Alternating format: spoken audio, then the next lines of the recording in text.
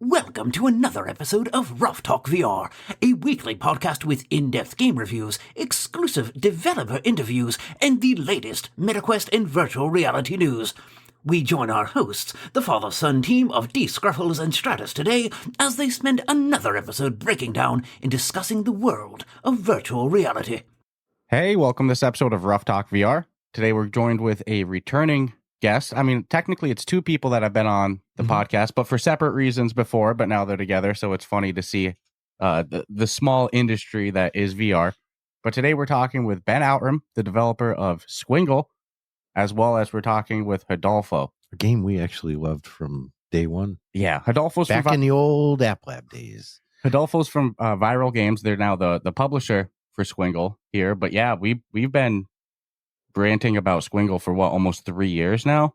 Dude, it's been that long. Yeah, I was very excited to see still the Ruff Talk rating is still on the store page as well too. So yeah, we're OG Squingle fans. So to see it now have a full launch on the MetaQuest store, I come with very biased opinion, I'll say that. Yeah, and of course the OG listeners of the show, they've heard Ben before, they've heard Rodolfo before, but there's always new folk. So before we get into things, do you two mind to do a quick introduction of yourself? Tell our listeners, who you are and what Squingle is.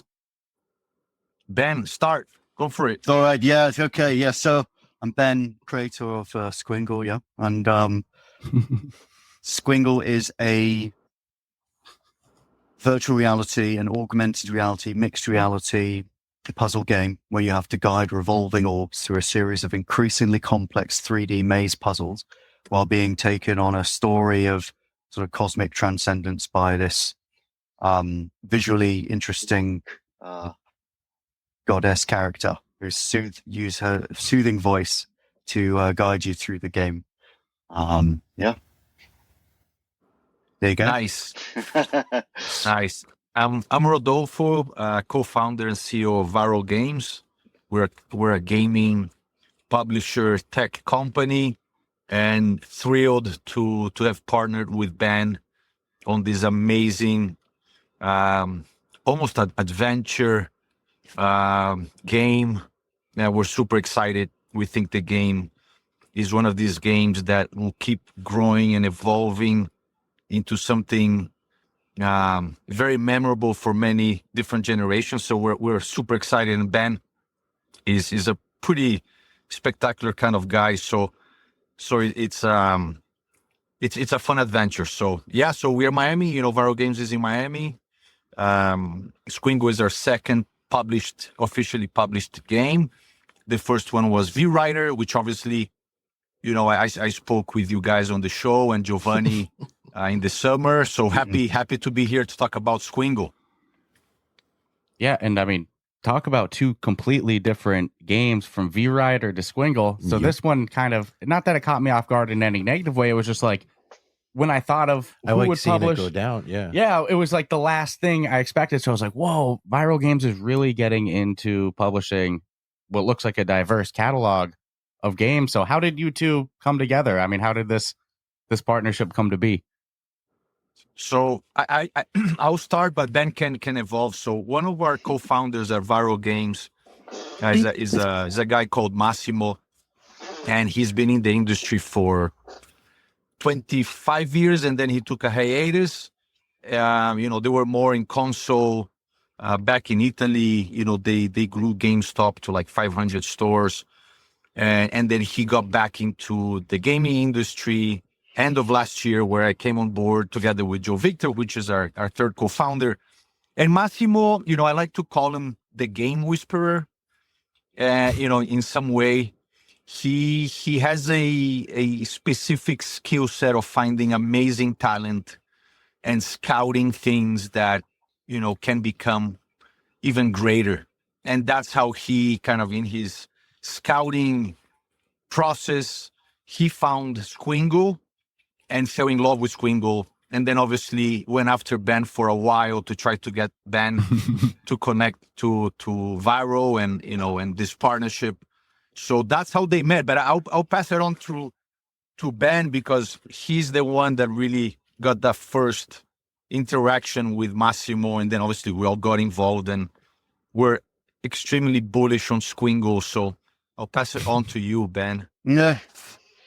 So, I mean, it started with an email, right? And then had a call. And I was like, yeah, whatever, guys, like, you're way too late here. I'm about to release on the Meta Store and everything like that. And, but they were quite, persistent, I think. And, like, it was clear through talking to them, their level of excitement and ambition and also belief in this game. Obviously I, as the creator, believe in the game a lot, and people, yourselves included, give the game amazing feedback. And without that kind of feedback, I would have quit a long time ago. But finding a publisher who who's willing to put some money behind behind it and really believe in the project and believe in the concept and believe in the game was absolutely incredible to sort of witness. And so Massimo, as Rodolfo mentioned, is I would say probably Squingles' biggest fan. One of Squingles' biggest fans. He obviously, it's his job, but he's played the game to absolute death, not just to sort of provide quality assurance and bug fixing, but also just out of sheer joy of playing the game. And he recently got 1,000 points on double speed mode as well, which is, I think, it's a very difficult thing to do. And I think probably only a few people in the world have actually gotten there so far. Obviously the game's brand new, launched now on the main store. So yeah, that's kind of how it started. And then as we sort of negotiated over the summer and we started to work together to the contract and then started to work together, it became very apparent that these, really made the right decision. I mean, I was terrified going in because sort of like solo dev, first projects, like I've been bouncing around, making a lot of mistakes, trying my best to do business development and build relationships with platforms and all this stuff that you need to do as a business in the gaming industry, especially in the VR industry. And so obviously a bit tentative and scared. And I'd signed with various different companies and people in the past where I've thought, it was a bit of a waste of money or a waste of time. And I've made a lot of mistakes. So I was very scared going in, but then it's been an absolutely brilliant partnership. And not only do they bring their expertise and obviously backing to help with marketing and things like that, but they've also just improved the game immensely. Like, it's really good to have some other people who have got vested interest in the success and quality of the game, and also that belief to be on this journey with me. So suddenly I feel like I'm not alone anymore, and I've got a bit of a family and a bit of a company and colleagues in this process. So that's very exciting. That's amazing, and to just offer 2 cents on that. I think, we at VRAL, because the guys, Joe and Massimo, they've been in this gaming industry and have been developing startups for many years. So we believe in the power of just devs. So at VRAL, we have this new thing which we've come up with, which is called Power to the Devs. Actually, we've trademarked it. And we believe that, and it's not only in gaming, in other stuff I've done in AI and computer vision and hardware, the power is really in the devs. Then, like how, and then for a big part of the job is how do you translate that brilliance into products that sell, are accessible, and reach as many people as possible. And that's where we come in. And for us, you mentioned that, from V-Rider, which is this Simcade motorcycle game with, Dorna SBK license, to Squingle, which is, mixed reality, augmented reality, puzzle, relaxing, fun game. They're opposites, but we believe in like long-term IP, we believe in things that can have years and years of IP and additions and creating like these amazing brands and experiences. And that's how we choose our games. So I'll stop there. That's how was also a very strategic decision of saying, wow, Squingle, even into the future when the smart glasses Orion really start getting into place, this kind of puzzle experiences are like a no-brainer where you can play absolutely everywhere. So we try to think of things that can have a long kind of tail of just experience to the audiences. I think it's a great relationship, to be honest with you. Too bad it couldn't have happened a couple of years ago. Admittingly, I think Squingle was the only one on our list of like, how come it's not on the story yet experiences that we were just scratching. I think there were 2 total that we could never figure out. And now App Lab is no more. And I mean, I think the hardest part about Squingle is really accurately describing what the experience is going to be to somebody that's never seen and or played Squingle, because it's from start to finish. It's I have nothing to compare it to, right? I've used body part comparisons. Don't want to do that. I think that degrades what it really is. Psychedelic. You wouldn't be the mind, first, right? Right. And I've always felt terrible doing that, but it's like in my own head, I'm like, all right, if I had an audience of 10 people and I'm like, sell them on what Squingle is, I'm like, man, I am not going to be able to verbally do justice to what you're visually going to experience. And that's so I almost put it as an experience that was, and you mentioned Orion, like ahead of its time. Yeah, precisely. Like it comes out 3 years ago, but if it came out for the first time today, people would probably be like, holy shit, look at what's going on here. Where it was like so far ahead of its time when it came out, people were like, I don't know what to do.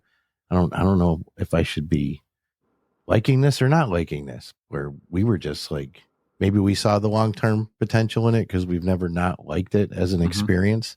Was like one of the only apps that was 5-star on the store. And I mean, come on, it's so freaking good. How do you how do you describe it? Yeah. Like, I know, without degrading the experience. Like, because no matter what you say, you're going to try it the first time. You're going to be like, oh, this was so much better than you were telling me. You know, it's like, so that's the hardest struggle I have with it. It's not like you can go, oh, it's just like Pop One, or like, no, it's fucking Squingle. Yeah. It's like, that's the only thing I can like say. Squingle. It's Squingle.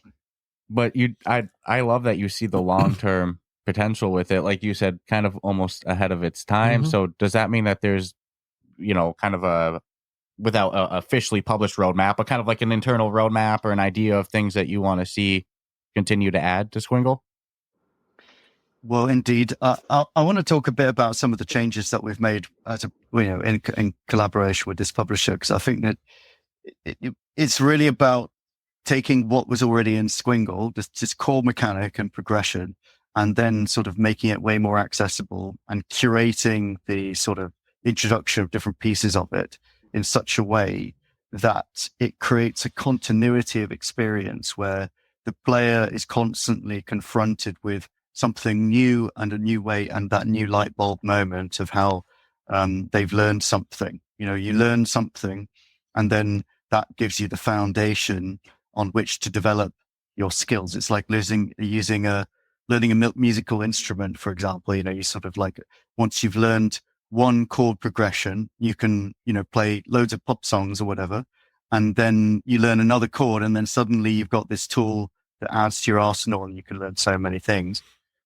So, we've really changed it so that now when you start the game, you're confronted with this goddess character who explains very minimally what to do. But then we bring the goddess, that soothing voice, and sort of tutorialize the beginning and give the player just a single orb, which they get used to this spatial mechanic of sort of like a beep wire going through these, as you say, intestinal, like I've done it, I dropped the word intestines, sort of, but his iridescent, beautiful sculptural things. And they get a feel and sense for that 3D puzzle element and the ability to rotate and all that. And then they're introduced to the 2 balls that are rotating and the whole timing element. And that, that creates that more of that light bulb moment, but also prepares the player so that they're definitely ready to be able to cope with that additional element by the time they get there through this sort of solo orb thing. And then as the game progresses, you realize, oh, there's more to it. You've got to collect points, and there's the difficult to reach areas, and there's the hidden paths, and there's the modifiers to rotate, and there's puzzle elements, and the difficulty grows. And as you get further in the game, suddenly then you're also introduced to the leaderboards. And then, but then there's a whole nother element. You've been trained on the mechanic, but you've now got this new goal, which is to complete levels really fast, for example, and beat other people on the leaderboards.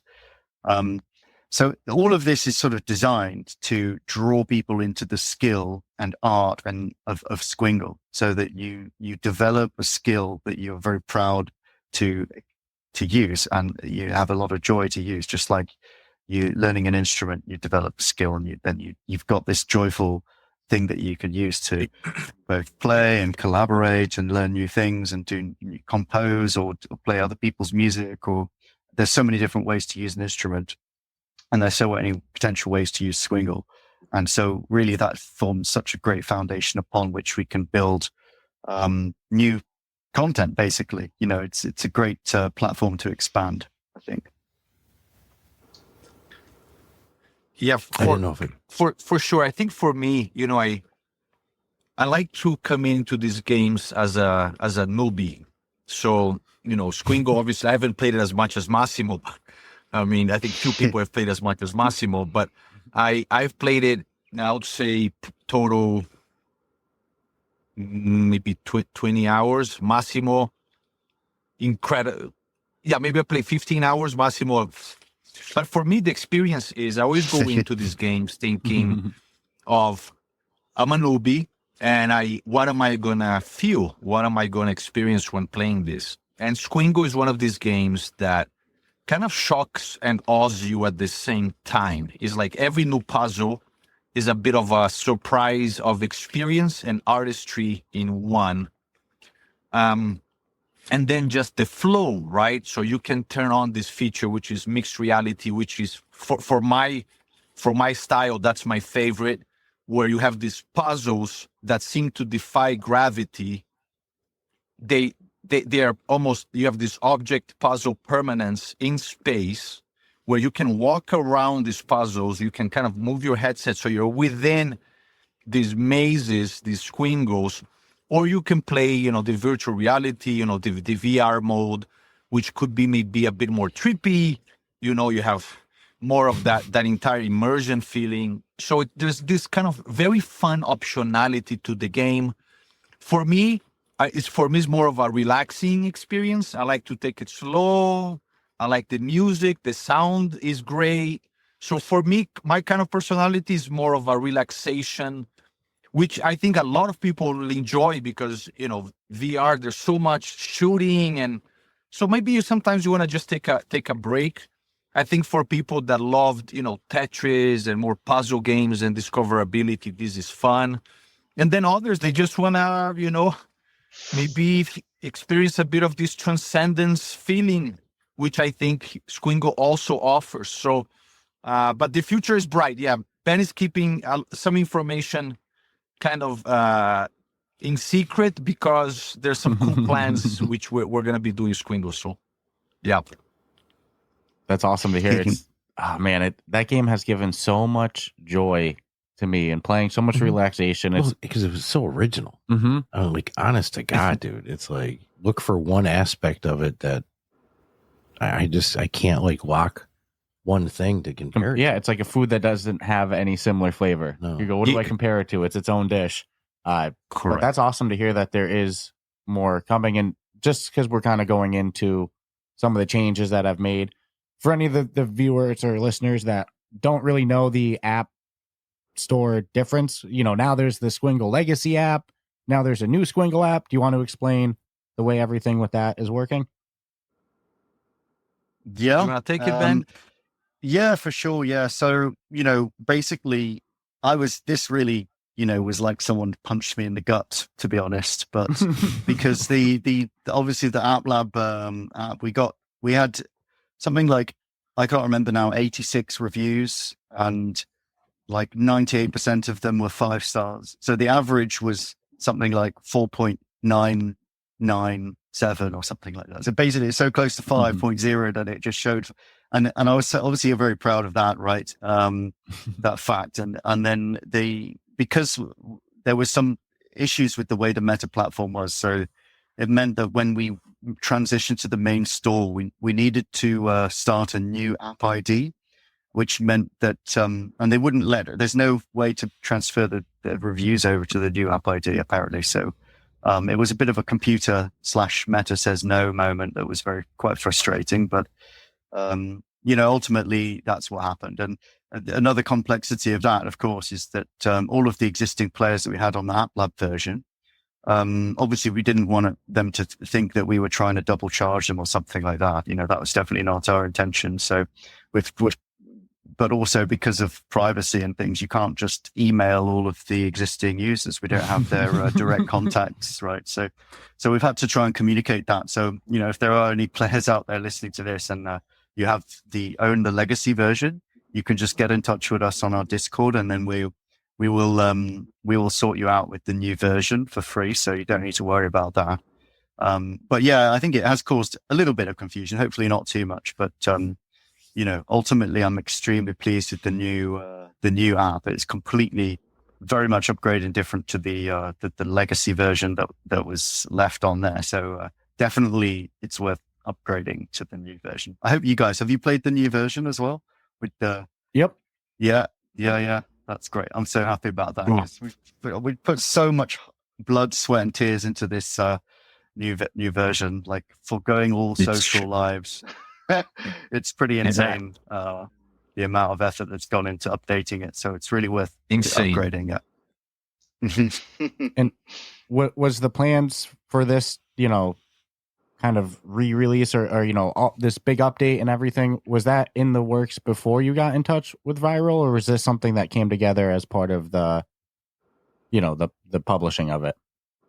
Yeah, I would say about 50% of the updates I'd done already before I got in touch with VRAL. So a lot of that was around balancing the lighting and adding those little twinkles that they're a little bit superfluous, but they can add a little personality and life to the game, I think.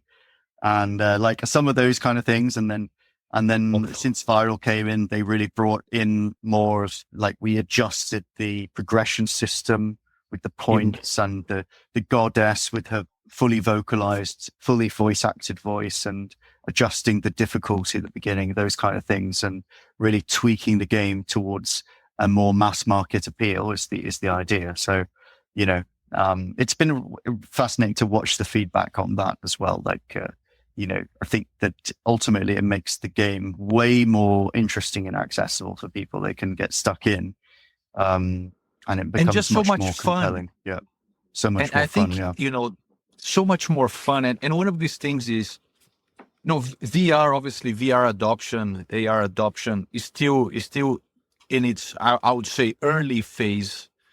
And I think Squingle is one of those games. It's almost like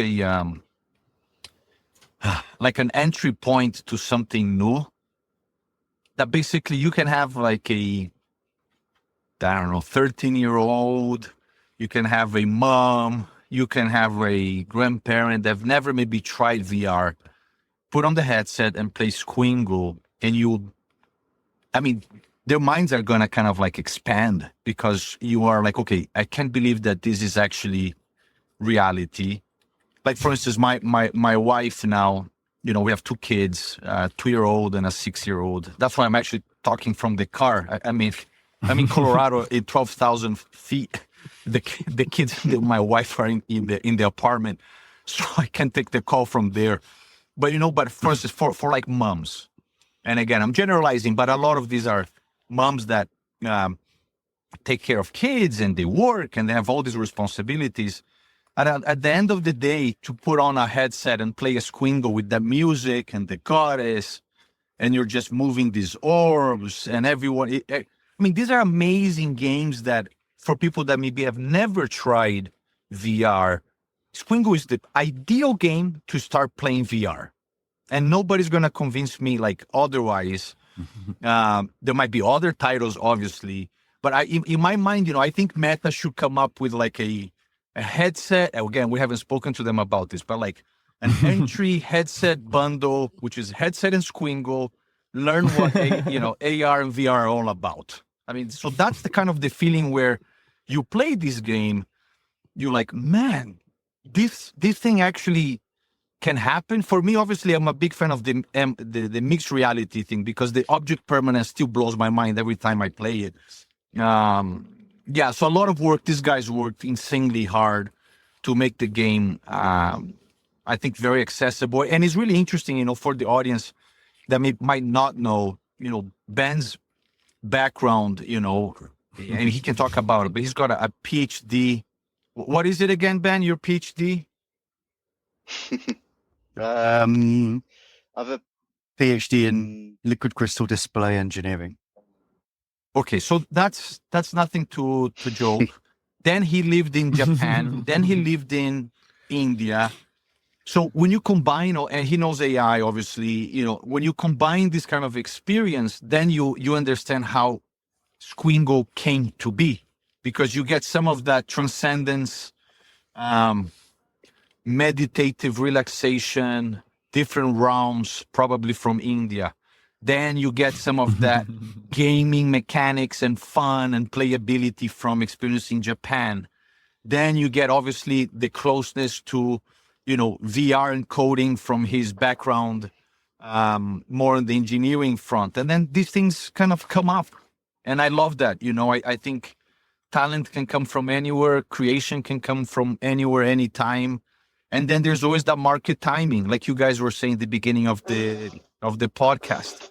And I think the market timing for Squingle is here now, and it's fun to see it. I mean, for VRAL, from our standpoint, we're jumping into a creation and try to get as many people to see the creation. For Ben, is amazing, for the person who first had the idea, grew it, never quit, and kept on going. There's an enormous amount of courage, and I'm saying this not just for Ben, but for all the developers and indie developers around the world that maybe are sacrificing, are working 2 jobs, are investing their own money. Publishers don't get back to them. Like so many challenges. Just keep going. Just, if you believe in it so much, just keep working really hard, and then your chances of good things happen increase, I don't know, tenfold, 100, 1,000-fold, so that's always is good to see. I remember the conversation with some of Ben's background, and still to this day could easily do an hour on the discussion of liquid crystals, because I found it absolutely mind-blowing. Still don't comprehend most of it, because I have like a brain this big compared to... Remind me too, that's like LCD screens, right? For TVs and stuff? Is that what? Yeah, that's right. Yeah, liquid crystals are most famous for their use in liquid crystal displays. That's the most commercial sort of value so far. But they're also very important for other things, like in biology and your cell membranes. There's sort of these bilipid layers, which are liquid crystalline in nature. So, in fact, the first liquid crystals were identified in biological materials. So they're very important for understanding biology. And they're also important for things like understanding how toothpaste foams up in your mouth. Apparently, I've never studied that in particular. Yeah. They're very interesting, and they're extremely beautiful materials to look under a microscope. And so, before Squingle, I was doing quite a lot. I was very interested in just the intersection of kind of, art and technology and science, and liquid crystals fit that sort of niche very well, because they're extremely beautiful, but then the science is also beautiful. Makes it even more beautiful when you understand the science behind how these materials form these intricate and beautiful, colorful patterns under a microscope. And all of the colors in Squingle and many of the patterns have been lifted directly from those liquid crystal photos that I've taken as part of my work as a liquid crystal scientist. So, among other things, that's one influence that's very strong in Squingle.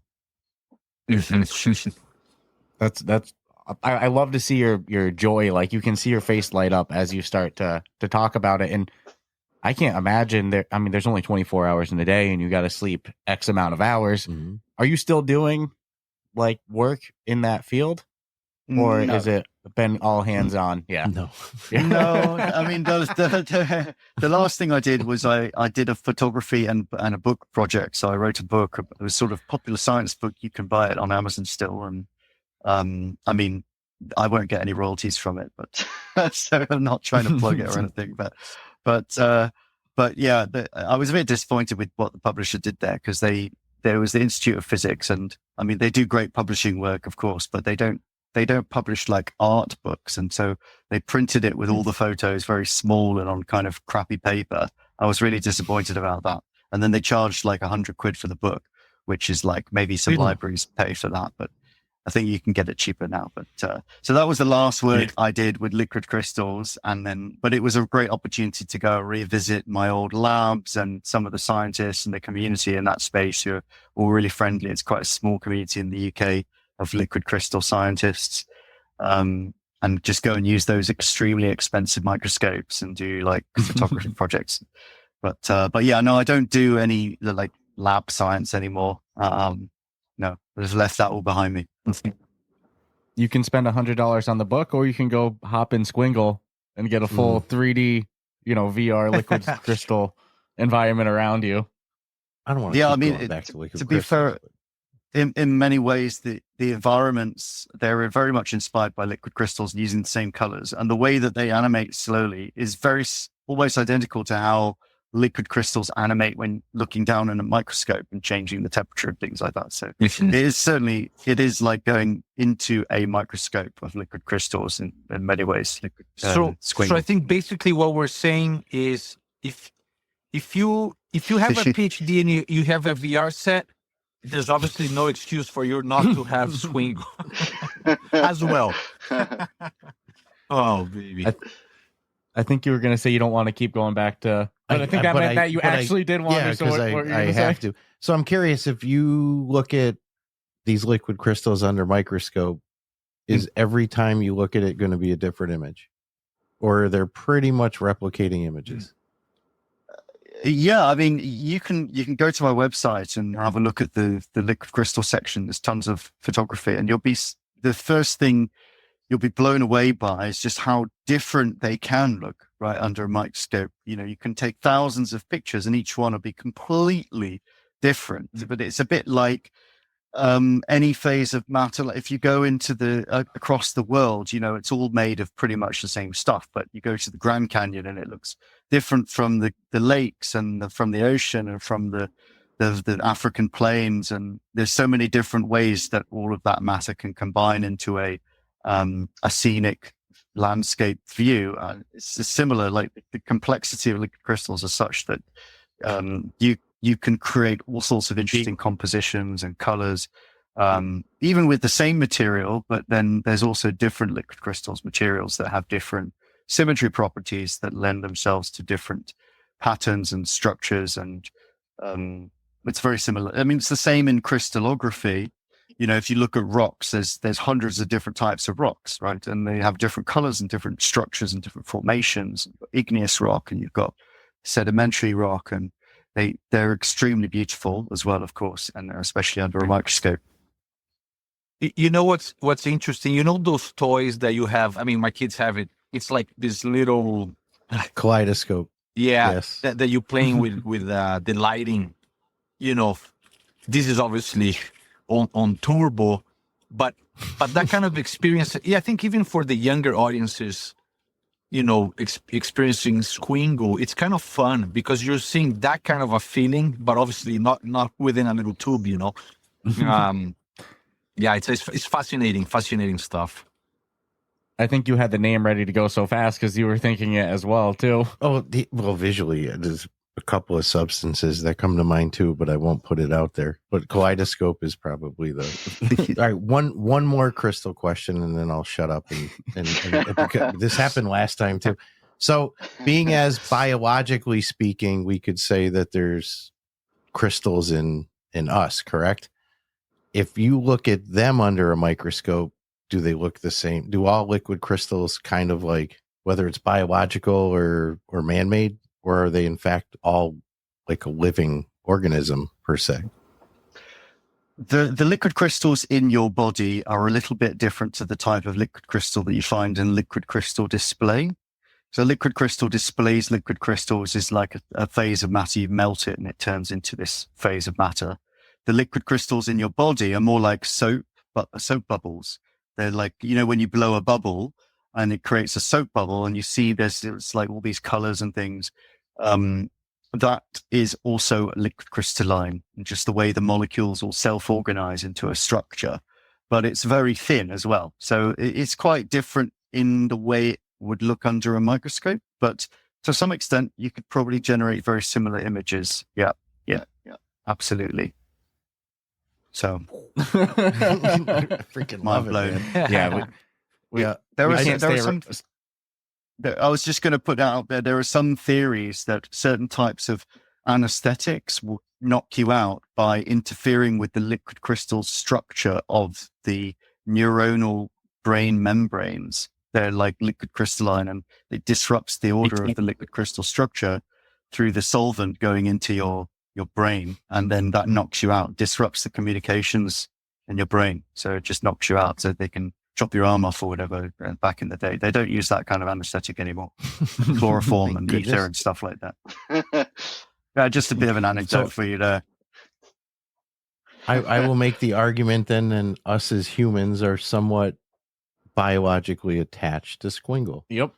In some which way or form, there is a connection between us as people and the fact that Squingle exists. That's freaking awesome, dude. Yeah. We can't stay away from the subject. No, this happened the last time we talked too. I'm actually glad Rodolfo brought it up because it was on my list of like, I gotta ask about this because it's been a while. But it's so cool to see a game that we've loved for so long, dude. Launch. I couldn't have been happier on the full store. I think it's going to be a real slow burn as well too, in the sense of like, people are buying headsets. They're going to go right into Batman. Then you get 3 months of the Quest Plus, but like when you go and you look for puzzle games, I mean, geez, for this kind of puzzle, you have Cubism, you have Puzzling Places, and then you have Squingle. I mean, those are the top three. So I think that this is one that's really going to grow. But I love the fact that there's a long-term plan with it. Mm-hmm. This isn't like hey, let's get it released and then, the chips fall where they may. No, there's still things in motion. We can't even obviously it's top secret. We can't even speculate what the toppest of secrets. Yeah, what's really coming. I mean, if you come onto our Discord though, right? And then you can come and discuss what you'd like to see, right? Because we want to know what players want, what do you want to see? Like if you have any really good ideas, either for artistic styles or sort of additional game mechanics or game modes or levels or whatever, we definitely want to hear about it. So, we want to be as receptive and communicative and create a Squingle community and really listen to people's feedback and respond. I mean, we do every single piece of feedback, every single YouTuber that does a bit, we watch them and we listen, we get a lot of insights and things like what we can change to make the game better. So absolutely, yeah. It's a secret.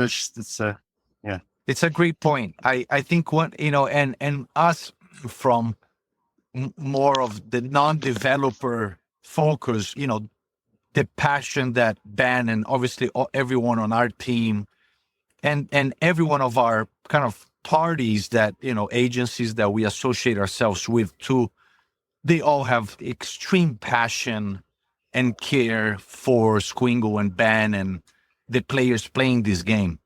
So, for everybody, obviously, there's our commitment to keep supporting it. But I love this concept of like building in the open. And I think that's what Ben is alluring to, is just join our Discord, give us feedback. You want more, different soundtracks. You want more different kind of, levels and things like we want to hear it. And it's very different because maybe my mom plays it and she's like, oh man, if you could put classical music in this, would be amazing. And maybe you are, a 13-year-old, and it's like there's all this feedback that we really want to capture to make Squingle as great as it can be and will be. So obviously we appreciate your support and getting us on this podcast on us, on this, post-launch. So we're super excited for it. And I mean, the reception looks like it's been good. It's got a 4.8 on the store page, but that's only because of one 2-star review that we read actually on the podcast last week. We were having fun with it because they were like, "Where's the puzzle?" It's like, what? The whole freaking game is a puzzle. I think if not for that 2-star review, this would either be a 4.9 or maybe would still have. Well, and I think it's still 5. I think it's going to climb. The future ones are going to negate that negative Nelly there. And in a testament to being on, the full official store these days, it's already at 61 ratings and 45 reviews, whereas the legacy app was at 87 review ratings and 67 reviews. So in almost a week or two, it's already almost hit the same numbers of reviews as the legacy app. So I think this is one that's going to keep growing a bunch as we see more users. Yeah, I've been a believer since day one, so I'm not the one you have to sell on it. Mm-hmm. I'm just happy to see that it's going to finally get the exposure it deserves. Yeah, absolutely. I mean, for real, dude, it's one that has had me perplexed. That's why I fall with sometimes there are things that are just above their time. Yes. For when they happen. And this is probably, colored pass-through wasn't a thing when Squingle first came out, right? Mm-hmm. Where now it makes sense with the mixed reality. So it's been cool to see the game grow and everything. And you mentioned, leaving reception and feedback in the Discord. How's that been since launch? Like, what's it been like listening to players? Has the feedback been mostly positive? Yeah, I mean, well, not quite 100%, but yeah, like everyone that actually plays Squingle seems to absolutely love Squingle, which I'm always extremely proud about and very happy to see. You do all this work and then personally, I love playing my own game as well. Obviously, I don't play it slow. I play it super fast, and but I think it's always an exposure thing, right? Going back to my earlier point is people who played VR 3-4 years ago have a completely different experience if they buy a new headset today and play some of these games. Then, so for Squingle, it's the same thing. If you haven't played it, you have no clue what it's going to do to your mind. And it's the same thing with VR. If you haven't played and put a headset on these days, you really don't understand some of the capabilities that this medium can provide. So for us, I think, the more people that actually say, okay, I'm going to just experiment with Squingle, you're like, wow. And obviously, for all of us in this industry is the more we can have, low barriers to entry for people to actually buy a headset and play some of these things, the better it is. And obviously, the big mammoth players in the industry like Meta and others, that's what they're doing with, democratizing headsets and making it more for the masses with reduced pricing. Is like people just need to put a headset on their head and then just play some of these experiences. I think that's the big homework for the entire industry. And I do believe, obviously, we do believe that Squingle is one of these first entry experiences into VR that is insane. And then once you play it, and then once we get additional feedback from people globally of what they would like Squingle to continue evolving, I think that's exciting, from little inception to product to beta to full release to then just how grand can you make it? So that's going to be a fun journey to continue seeing. Yeah. And that's been a big part of our the strategy of this publisher as well coming in. We spent a lot of time to make this Squingle mini concept, right? Which is like a shorter version of the game that you can get for just 99 cents on the store, or so Squingle Mini allows, like, if people aren't really sure about the game, the full game, whether they're going to enjoy it or not, they can get Squingle Mini for 99 cents. And we're pretty confident if you play the Mini, then, unless you are someone who only likes shooting zombies, then we're pretty confident that you'll be converted to the full game. And it's pretty fun. So that's why we're very confident, and that's why we've been very confident to give this kind of very affordable entry level, point into the game where people can nonetheless really enjoy this experience. It usually takes people, between I'd say like 30 minutes and 90 minutes, depending on how long it takes different people and how much you engage with the leaderboards at the end of the Squingle Mini. But it really sort of introduces you to most of the core mechanics and joy of Squingle. And so if anyone's unsure about getting the full game, just definitely buy Squingle Mini and play it. Yeah, it's fun. I'll be very, very grateful. Yeah, you won't regret it, I promise. For sure. And giving people every option to be able to. The only thing I don't hear is mobile. Mm-hmm. And the store page does say if you buy the Squingle Mini for 99 cents, you save $2 on the full game. So I mean, come on. Exactly. Exactly.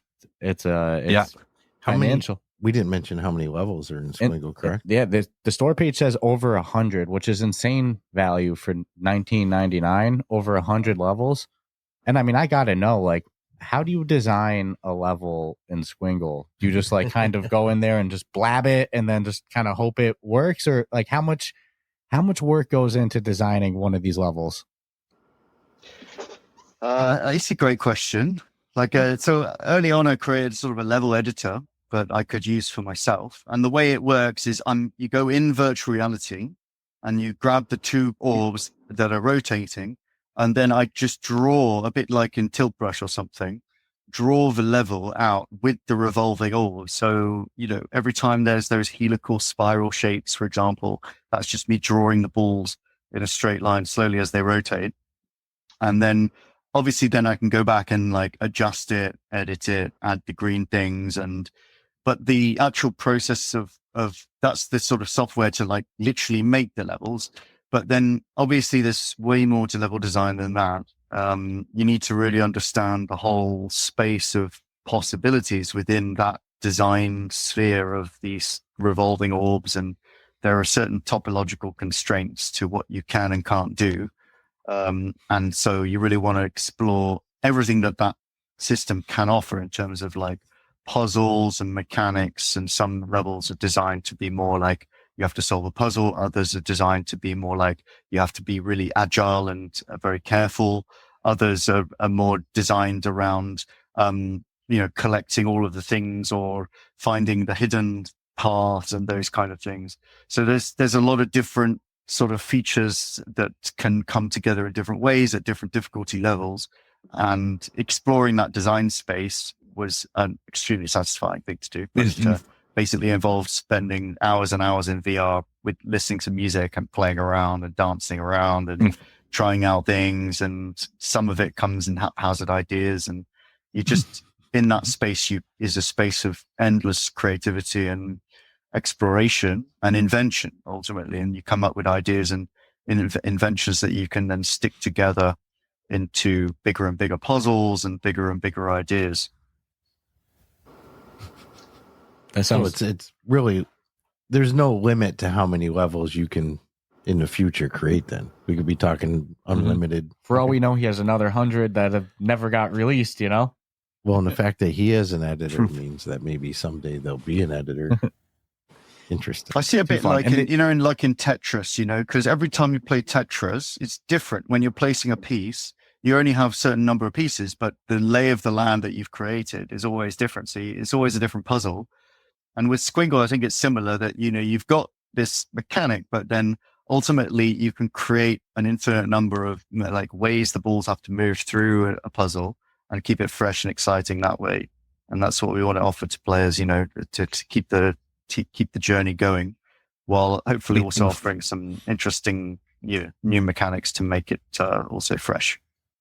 And leaderboards are a great feature for a game like this too. That it's like once you think you're good at it, all right, now let's see you do it fast. Let's see you how because that's how, I mean it's one thing to complete the puzzle, going as slow as you can, but anyone who's played this, you go fast. That's the time you're going to hit the walls. That's the time you're gonna lose. So great replayability feature in there as well. As if 100 puzzles isn't enough. I don't think you're going to replicate 100 levels of the same exact run every time. There's no way. Mm-hmm. So there's some thought process that goes into the later, at least from my remembrance. And it starts off pretty easy, but. And so this is an exciting one for. Sorry, keep going, Rodolfo. Yeah. So one cool thing for me is how you can size these puzzles. You can size the Squingles. So you can be, let's say, sitting down, and you can make the Squingle, the puzzle, maybe this size. But you can also enlarge this puzzle, so it takes a big chunk of your room, which it depends. It's all about optionality. I personally love the big puzzles that I'm walking around it and I'm putting my head inside it and kind of like I'm immersed inside, and then I go out. Puzzle is stuck in the space. I'm moving around, but it's really cool how you can size these things and you can move them around. I think that invention of it is rather amazing. I like that a lot, and I also have some ideas that I haven't even shared with Ben or Massimo, because I like that these guys really needed to get the game ready for launch. But there's some cool things that, but that's for the future. I haven't even shared with them, but I love that physicality of the game too. One thing I've been really enjoying recently playing the game, obviously I've had to play it a lot just to play testing towards launch and everything, but playing really fast, when you're trying to do a leaderboard time, you're trying to get a faster time than you've ever done, you start to sort of look at the levels very differently. Whereas before you were just teetering through, trying not to hit the edge, and then trying to, get all the green things or whatever. Now you're looking for like shortcuts. You're looking how to save like one half rotation so that it saves you time to get through. And sometimes, maybe you can take damage in order to like delay your rotation a bit. And there's ways through the puzzles that I didn't even, design into the game when I first made the puzzle. And then, so that's what I'm really excited for, is that, players find their own solutions to get shaved seconds off their times and things like that. And the leaderboards can get quite competitive, I think. Yeah. I'm a sucker for a good leaderboard. Yeah, leaderboards are our number one way that we get roped into playing longer, because it's one thing to play to get through it, and it's another thing to be like, oh, how did they do that fat? Send a leaderboard picture of it to each other, and like the other one's gonna hop in and try to beat that score. I do that with Beat Saber all the time. It's just a non-principle thing. So I love it. It's so cool to hear that there's more plans coming. And, I was going to say before, this is a big one for us because, again, how excited, like how big of fans we are for Squingle to see it on the official store is. It's in the wild. It's like a dream come true. Bring a tear to our eyes. So this has been so cool to see, the development of the game, all the new features added, and again, just it on the official store. This is amazing. So, but thank you guys for taking the time to talk to us. As our listeners know, we record on a Sunday. Adolfo's recording in a car away from his family. Yeah, Colorado. Beautiful Colorado, 12,000 feet. So thank you both for taking this time on a Sunday. Ben's in England. It's like 6 hours ahead of our time, so it's midday on a Sunday. He could be enjoying, his game just released. He could be stretching, relaxing, watching some TV. Said he took the time to talk with us. So thank you so much for that. And we're going to be talking again soon too, because we know there's more stuff coming. There's more stuff coming. This isn't the end of stay on top of there's that. more end stuff of Squingle by really, any means. Thank you so much for having us. We know you guys are so busy. Everybody's knocking on your door, so we really appreciate you giving us the time to speak. We really appreciate it, guys. Yeah, Ben's one of those guys. You say when, we'll be there. Yeah, Squingle's such a good game. I can Ben's just come and teach your audience science all day. We could do your science lessons. You know what? I have a small feeling that's going to be a good percentage of our listeners' favorite part of the interview. Well, yeah, people, and that's just I'm sure just touching the surface of what's really and you going on. got to put it in like layman's terms. You got to put it in like layman's language. terms are the way I ask the question because it's legit. It's not like I have knowledge. I'm trying to learn. That's too funny. So thank you both for joining us today. Before we wrap it up, is there anything else you wanted to say to the listeners? Maybe let them know where you can find the Discord link and such like that. You can go to squingle.com. You can find the links to the Meta Store, to Discord, to all of our social media. We really are excited to see you play the game. We're building it as much in the open now into the future. So give us your feedback. It's exciting. So thank you. Awesome. Congratulations, Ben. Thank you so much. Long journey, but finally get some rest now. Yeah. No rest for the wicked. So you think. Too funny. Yeah, no. So Thanks thank so you. much, guys. All right. Thank you. Well, thank you both. And to the listeners, if you haven't tried Squingle yet, I mean, hell, now's the time. So check that out on the MetaQuest and check out their Discord too. Other than that, if you enjoy the podcast, subscribe, rate us 5 stars, all that fun stuff, and we'll check you out next week.